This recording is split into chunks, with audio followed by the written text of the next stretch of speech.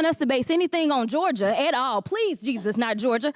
Okay, because Georgia purged 87,000. Will the gentlewoman that yield? should I not- think will Georgia not- matters. I will not yield. I am reclaiming my time. All right, so there were 87,000 people that were purged that were legitimate voters. So no, we don't want to copy off of Georgia. Also, another GOP voter admits he committed fraud. Another one in Pennsylvania, man who admits he voted for Trump with his dead mom's name because he listened to too much propaganda. The gentlelady's time has expired. I don't really know where to begin. So we're going to start with a few questions. I got a little quiz for y'all. So we've been talking about the right to vote. I just need a yes or no from each of the witnesses, and we'll start with Ms. Weiser. Is voting a constitutionally protected federal right? Yes, it's constitutionally protected through multiple provisions. Yep, okay. Ms. Evans, yes or no? Yes. Mr. Spies, yes or no? Yes. And Mr. Cucciolini, yes or no? It is constitutionally protected. Okay, thank you.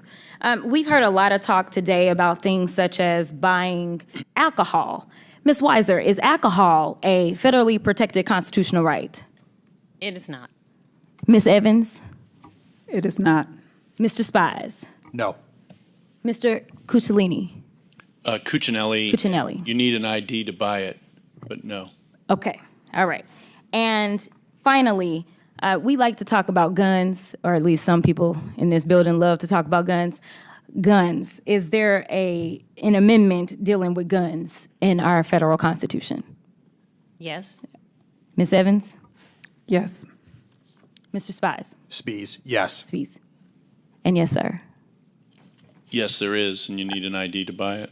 Okay, so let's talk about it. So I hail from the great state of Texas, and what's interesting to me is we always want to talk about privileges and compare what is required for a privilege versus comparing what is required for a constitutionally protected right under our federal Constitution.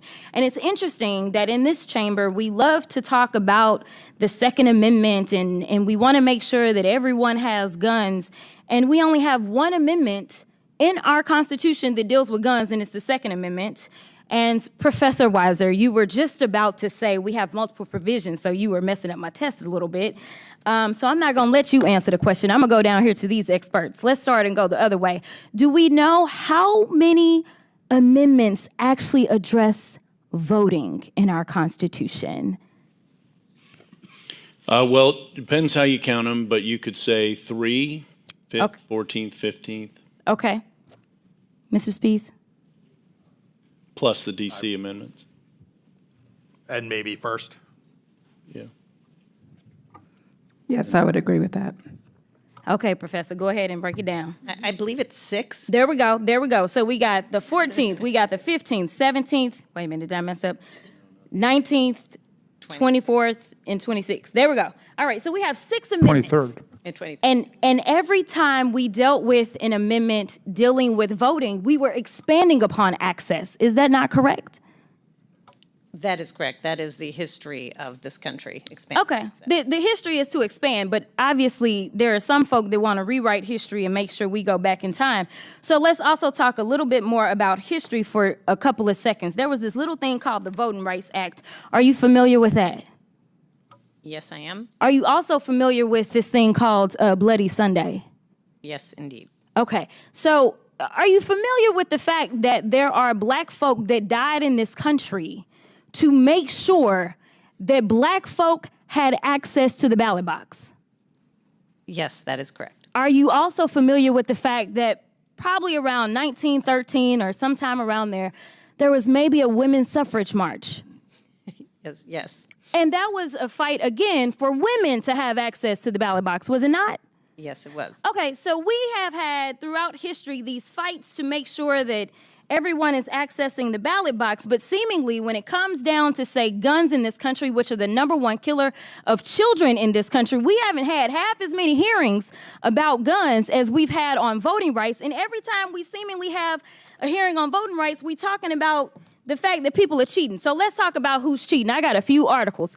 Are you familiar with the fact that there was recently a settlement with this little news company called Fox News? Yes. Oh, okay. That was for about $780 something million. Was it because they were lying about the elections? Yes, it was for a. Okay, there we go. I'm running out of time, so I'm gonna keep going. There also was this article, because I don't want us to base anything on Georgia at all. Please, Jesus, not Georgia. Okay, because Georgia purged 87,000. Will the gentlewoman that yield? should I not- think will Georgia not- matters. I will not yield. I am reclaiming my time. All right, so there were 87,000 people that were purged that were legitimate voters. So no, we don't want to copy off of Georgia. Also, another GOP voter admits he committed fraud. Another one in Pennsylvania, man who admits he voted for Trump with his dead mom's name because he listened to too much propaganda. The gentlelady's time has expired. The gentlelady from the state of Georgia, Ms. Greene, is recognized for 5 minutes.